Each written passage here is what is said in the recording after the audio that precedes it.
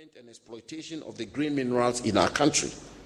Following input from honorable members of parliament and other stakeholders, a policy was developed by the ministry and submitted to cabinet, which after intense scrutiny, critique and inputs, approved a reviewed policy on 27th July 2023. The approved policy includes provisions for an increase in the royalties rate for green minerals, an increase in state and Ghanaian participation in all green mineral operations to a minimum of 30%, just like Geodec and Gisdec, just like bauxite and iron ore, to a minimum of 30%.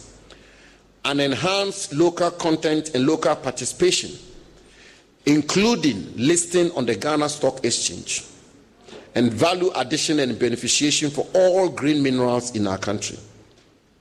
It was based on this policy that we entered into negotiations with the company, leading to the signing of the mining lease. Ladies and gentlemen, respectfully, let me forcefully state that this lease differs from all previous mining leases in many respects, and the Chief Executive Officer of the Minerals Commission will shortly, as I say, give you details to support this claim. Suffice for me to point out that it is the first time in the history of our country that we have successfully negotiated for 10% royalties for any mineral, which is one of the highest for exploitation of any mineral across the world. If you indulge me, I'll repeat that. I say it is the first time in the history of our country that we have successfully negotiated for 10% royalties for any mineral, which is one of the highest for exploitation of any mineral across the globe. We have already secured a 19% state participation in this mining company, 19%, with a requirement to scale it up to a minimum of 30% Ghanaian participation through listing on the Ghana Stock Exchange for shares to be made available to Ghanaians and Ghanaian entities. What this simply will mean is that when it is all over, Barari DV Limited, the holder of this mineral right of lithium, Ghanaian and state participation will be 30%.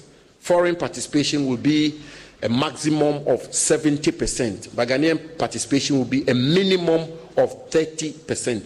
This has never happened in the history of our country in respect of any mineral. Never. Ladies and gentlemen, and for the first time in the history of our country, a mining lease contains provisions for the establishment of a refinery, that is value addition and beneficiation.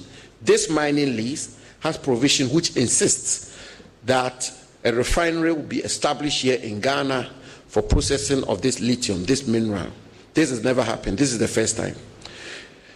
There's been the issue of ratification of the mining lease, and there's been a lot of commentary on that. And it's been raised by several people. And if you allow me, I want to deal with that briefly. This has never been lost on us, as this is expressly provided for in the mining lease granted to Barari DV Limited. Specifically, Clause 1E of the lease states, and I quote, "The mining lease is subject to ratification by Parliament in accordance with Article 2681 of the Constitution and Section 5(4) of Act 703."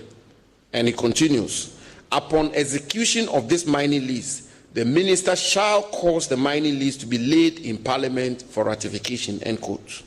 By the very terms of the lease, therefore, ratification by Parliament is a condition precedent. And as the Supreme Court explained in the Eston Cubic case, an unratified mining lease confers no enforceable rights, and government has always been mindful of this decision.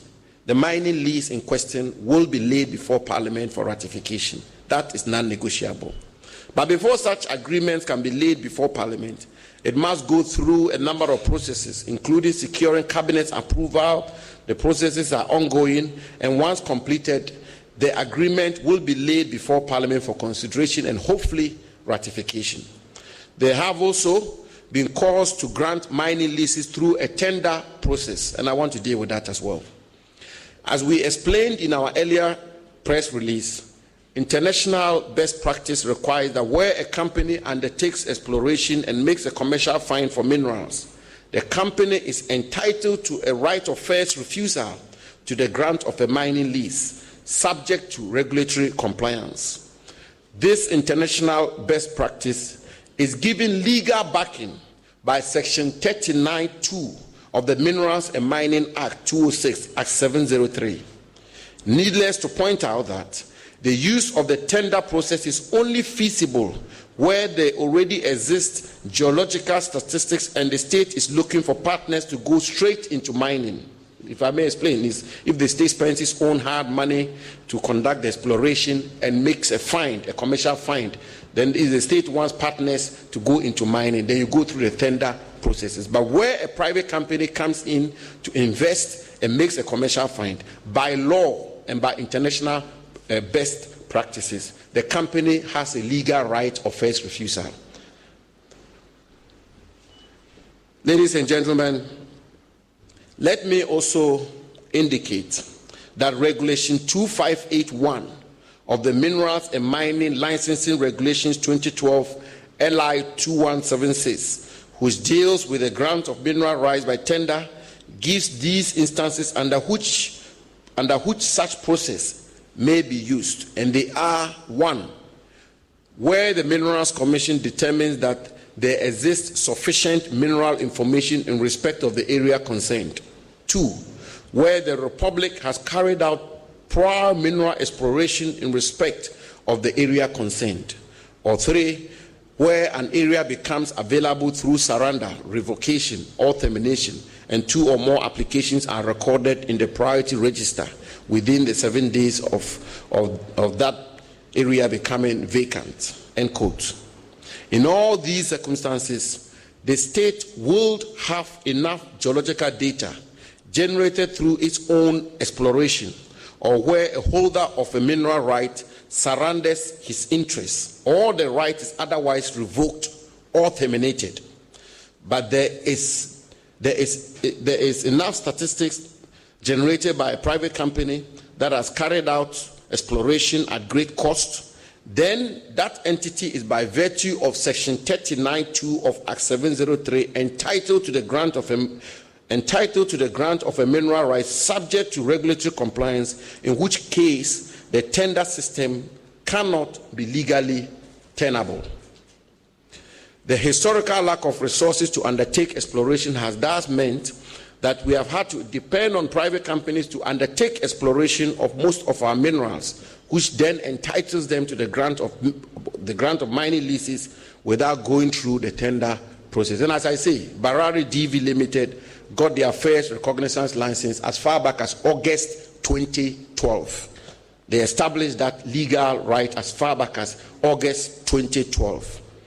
And in any event, ladies and gentlemen, the private sector, both foreign and Ghanaian, participation is in accord with best international practice, and this can be verified from several mining countries across the world. It is the private sector that normally engages in exploration. There have also been calls for the establishment of a Ghana lithium company to undertake lithium mining and develop the value chain of the mineral from lithium mining to battery production. And I would like to deal with this too.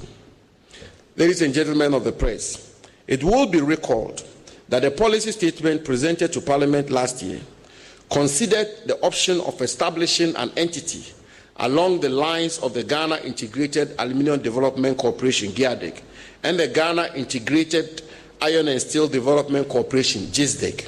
However, the volumes of the mineral we have currently and our quest to ensure optimal benefit for the exploitation of this mineral meant that that option was not feasible for several considerations. Firstly, globally, only China has an end-to-end lithium value chain. This is why we have instituted in this transaction the retention of a significant part of the value chain, which we will work systematically to eventually construct here in our country the full value chain for lithium. But as we have said, we will not export lithium in its raw form.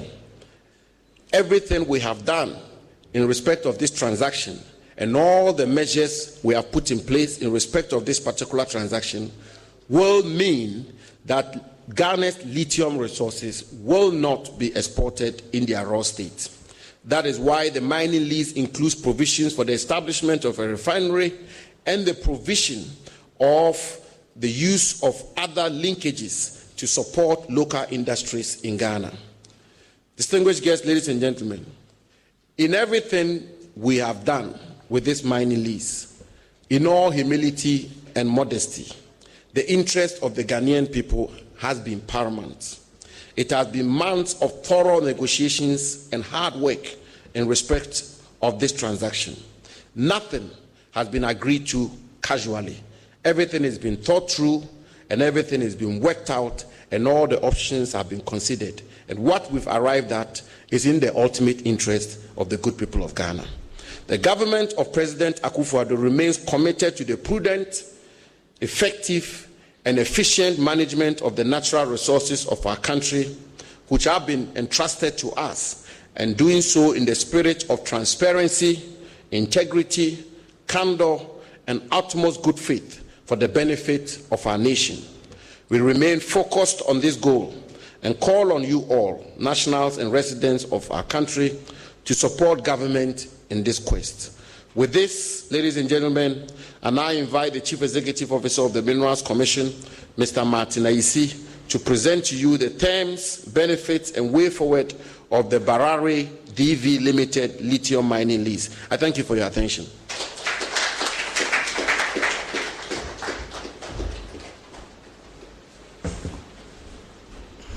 Minister, thank you very much. You've actually made life easy for me, so I may skip some of my slides. Minister, this is raw lithium. I'll pass it around. So those of you, so this is what he said will not go out in a raw form. So this is lithium. Well, if you take it out, it is no use to you. Because the quantity you need to get something out of it, that is it. Let's go to the first slide.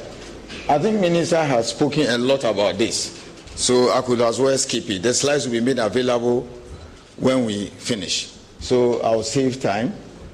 You can also skip this one. Hang on for a second, go back. So my presentation will take this format. The background, the project, the policy for the negotiations, which Minister talked about. I'll just go into a fine detail. Then the lithium value chain, the terms and benefits, and then the way forward. Next slide. For those of you who don't know the green minerals, I provided a table of a few of them. And if you look at, you can see lithium runs throughout. There's a column for electric vehicles, the kind of minerals that you use. There's a column for renewable energy and energy storage, and then the electronics. You can see lithium is all over the place. So again, this will be made available. Next slide. I'll skip this one because Minister has spoken a lot about it. You can skip this one. Yes, Minister, it's important we put things in perspective. What are our critics saying? First, they said we should look at the emerging practice in Latin America. And then what Minister said a short while ago, they said you should adopt competitive bidding or JVs or service contracts. There's no doubt about that, and nobody will doubt that. That is transparent, like Minister said. Yes, you can maximize the rent, and of course, you get a higher value because you know what is there. Then you secure a greater value for the state. And then I think what he said before he took his seat, he said we should establish a special purpose vehicle like GIADEC or GISDEC to handle that. So essentially, if you look at all the commentaries, the criticisms, many of them center around this. This is just a summary of them. I'll discuss some of them as we go along. Next slide. I think, Minister, you said a lot about this. Again, this will be made available, the chronology of events. When he made those statements in Parliament, it was subject to a lot of debate, and then he highlighted the importance of it. And of course, the memo that went to Cabinet. Next slide. So eventually, Minister, I think you went public. I brought the paper here. You can see front banner headline after all this exercise. So I think as the debates and discussions were going on, I think people were oblivious to the fact that there was a lot of policy considerations that went into all that we've done.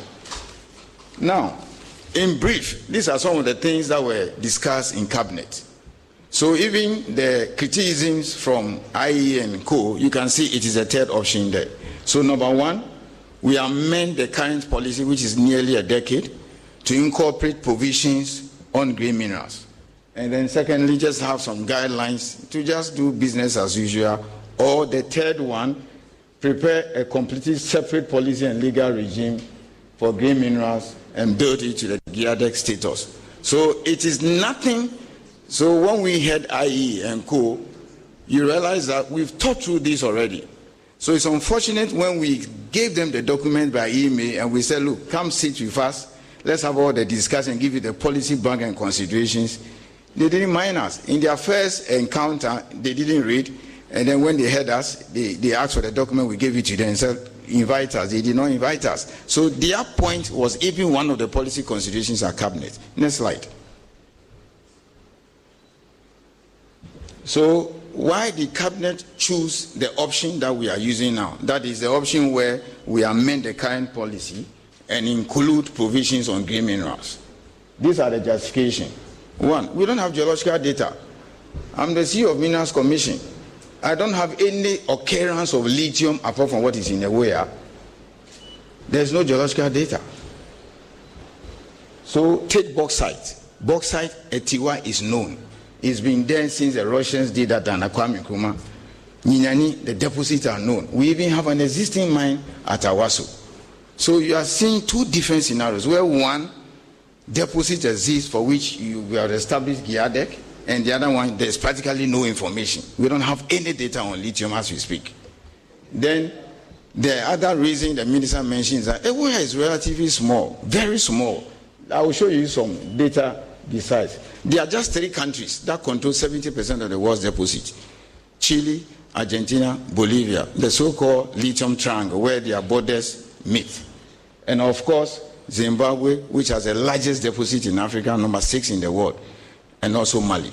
Let's go to the next point. So I've indicated this there. And I just got this information, Minister, from the Zimbabwe Investment Development Agency. That is our equivalent of a GIPC. 160 applications, just 6 months. I can't point to 20 at Minerals Commission. It's all because of the prospectivity of their geology. 160 application in 6 months. I've given the reference, you can check for yourself. They've gotten even 5 from US. The 160 is just from China. I've not even looked at the other countries from Asia. And then, as I said, we don't have any known deposits apart from Ewoya. There's nothing. The other one too is that you have to attract exploration, which is very high risk. This thing is 5% success. The chance of hitting it is just 5%. There are a lot of countries or companies that have come here and they've left. I'll give an example. Birim Goldfields. They came to spend millions in Savannah. They didn't find gold. They are gone. We've given it out to small scale. And of course, we are competing with countries with better geology. Far better geology than us. Zimbabwe, Mali. And the grades are very high. I take Gulamina, for example, it's 1.38. Ewoya is 1.25. Then, of course, that is the reason why we did not go the GIADEC route. The very route IEA and the other critics are talking about. These are the reasons. Other than that, what are you going to do? Do we get up and zone government Ghana into blocks and say people should come for competitive building? Where is the data? You have to take people to the data room. We don't have that information. So that is why option 1 was approved by cabinet. The next slide. Minister, as far as I'm concerned, most people didn't know that our law has provisions for competitive building. I think you mentioned it, but I'm putting it on the screen so that people can see it. So go and read. Again, go to our website. Go and read LI 2176, the licensing regulations. It makes detailed provisions for the use of competitive building. That is 275 and 258. He mentioned it, but you can see it is listed here. So that is our problem. Where's the data? We don't have it. So assuming for whatever reason, I hope it doesn't happen, we don't intend to do that. Let's say we withdraw away now. We'll go to competitive bidding because we have data. That's the kind of thing we are talking about. So most people didn't know that there is competitive building. In fact, ASF made a statement that we should adopt that in our law. But it is already in our law. This is something they could have requested from us. Next slide. And then it goes on and on and on. But be that is made, we still make sure that we meet the 30% minimum requirement. So these are some of the things Cabinet approved under option 1. Ensure that you change the law and enhance state participation to the same 30% minimum. Remember, minimum. So we could even go as far as 50 or 60. It all depends on the project economics. Then apart from that too, the minimum royalty is supposed to be 7%. Minimum 7. So we could even go higher, again depending on the project economics, because some may have a low grade, some may have a higher grade. Next slide. These are the provisions. So Mineral Income Investment Fund, he will talk about his part when we get there. He's supposed to hold the state interest. And then just look at the second point, mandatory listing. So when we hear people saying that, oh, you should have gone for 50%, why must everything go for the state? What about Ghanaians? So we said, let the state take 19%, the other minimum at least 30% or more. Let's take it to the stock exchange. And then at the stock exchange, it is being restricted to the likes of SNIDs and all those pension funds and individuals like you, or those who have money. So when we start the adverts and co, come and buy. Everything must not go to the state. So they did not capture that bit, that the state must not necessarily hold 50%, as even I saw yesterday from one Professor Jampo, who said if we don't get 50%, there will be militancy at Ewuya. That's what he said. And of course, we should also review it so that within the policy measures, that is a decision. Let's take the next slide. Now, look at this. 5 months ago, Minister, it's exactly 5 months. Look at the concentrate. What I'm passing around is a raw lithium. When you process it, you get a concentrate. That is the price. You look at the price, you see how it has fallen from nearly 4,000 to 1655. It's falling. People are producing lithium now. Just 5 months. Look at the price. And then when you refine what the minister talked about, you can see the price in July, 42,000. As at yesterday, it is 1,711, 17,000. So clearly, the case for refining has been made. 8-10 times when you refine that rock and passing around. That is it. And then also, that is a stage. After that, you make the batteries, you do the cells, and then you assemble them. What we are worried is the fact that, or what we hear from people is the fact that we just end up number 1. No. I'll talk more about that in the agreement. Let's move on. It's important when you're doing anything, you put it in context. Look at the statistics we have on the board. China has 13% reserves. And then, what do you call it? Australia, 52, 25. So just Chile and Australia produce almost about 80% of the lithium today. And then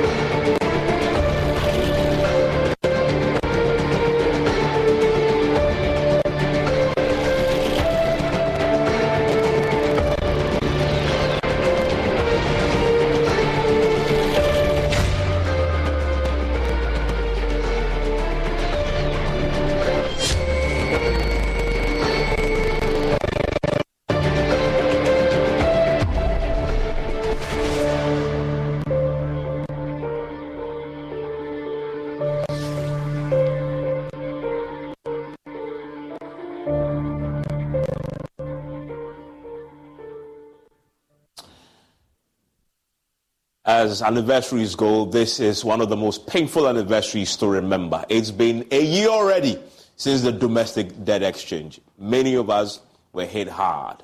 And as you know, it's been one of those challenging periods for people who invest. The investment community, investor community have taken a big hit. It's been 1 year, but what has been its impact? There's a reason why the government wanted to do this. The economy was on its knees. The debt stock was ballooning. We were going to the IMF. We had to bring our debt back into check. And so we headed for something that we've never done before, the domestic debt exchange. So have we achieved the objectives that we set for ourselves as a country when we embarked on this and inflicted pain on pensioners, on the middle class? And there was a fear that was expressed by the majority leader, Chairman Sabongsu. And this DDEP was going to wipe out the middle class. Okay, so we're going to look, those fears that were expressed at the beginning of the process, have they materialized? We are all wiser now looking back. Many did not participate, but many still did participate. So, first of all, the objectives that have been achieved. The fears that we expressed at the beginning of this, have they materialized? And if not, okay. Interest. Latin America, there's nothing like free carried interest. So you have to look at the entire package. There's nothing like free carried interest in Australia. That is it. Next slide. Then these are the other ones. And then there's some controversy brewing about community development. Please, that 1% there, it is not an ownership issue. It's not an ownership issue. This is the first time, Minister, I would like to repeat, this is the first time in the history of Ghana that we are legislating, directly into a contract for community to benefit. Right, what you go, you see the Newmont Harford Foundation, Edikan, Pesos, all those ones, they are voluntary. And it's even, yes, it's voluntary. So Newmont, for example, does 1% profit. What if they don't declare profit? And then 1% of the an ounce, $1 of every ounce they sell. And this morning, the price of gold is 2,034. So 1% of that, and then 1% of profit. You can calculate that if it was 1% revenue. Yes, and every country in Africa has adopted 1%. That's a price, anything between 0.5 and 1%. Fortunately, we have drafted a regulation to make community development agreement compulsory. Yes, we are the only country that have not done that.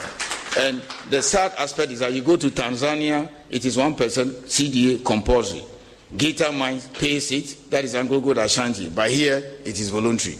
So that is it. And I did my calculation, the minimum, you are talking about $6 million.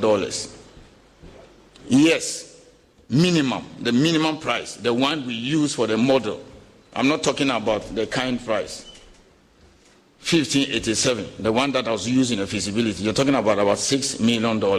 I asked the MC of Infantima, he says his common fund is $100,000, 1.2 million, which is his biggest source of revenue. So you can see this is really a game changer. That is it. So a way has opened the doors for us to change everything about community development funding.